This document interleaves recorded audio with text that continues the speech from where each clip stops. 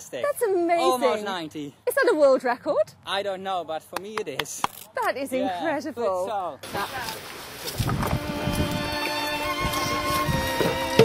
I think we better sugar the water and stuff too. Okay. Okay, ready? Yep. Yeah, done. We don't go too fast, otherwise we won't see it.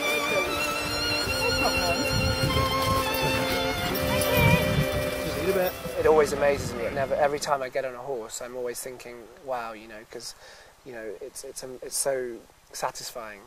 Just that aspect of a horse. You're working with such an amazing athlete, and they give so much back to you, and that never stops amazing me. Also important is that we have an alternating between trot and canter, because in the trot we have the diagonal work of back muscles and well, diagonally through the body. If we go to canter, we've got a different way of working through the body. So the alternating is what loosens the back of the horse in a most effective way. So I push her on, put all the weight in my feet down, and she's checking, and then I ask her to do a tight circle.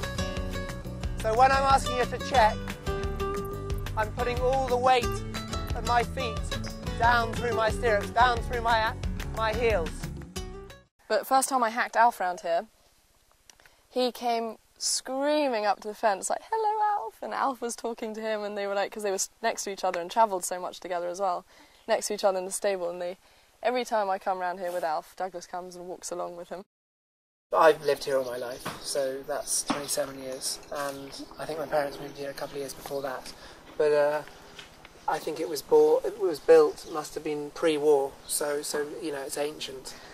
We've had to give it a few coats of paint, but it's lovely, and with the accommodation above, 30 stables, tack room, feed shed, hay shed. It's got everything. So his anxiety levels are going up because he's just starting to grab the lead line, and we look for really small pieces in the horse's body language so that we don't get to the point where the horse has to really go berserk. We try and work below the threshold all the time for the horse.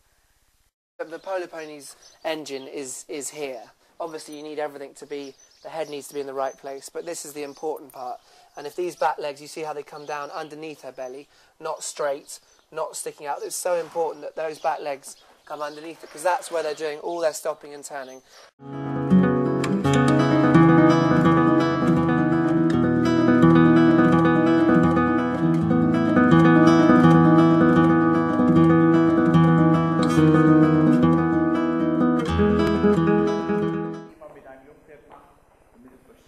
And to trot on, she should ride him with a little bit of inside position in the half hold, and then in the trotting on, that he stays round in the neck, and immediately when he trots on and stays through the neck, you go forward with your inside hand again.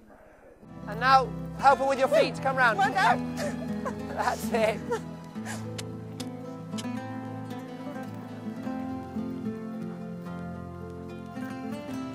Not bad.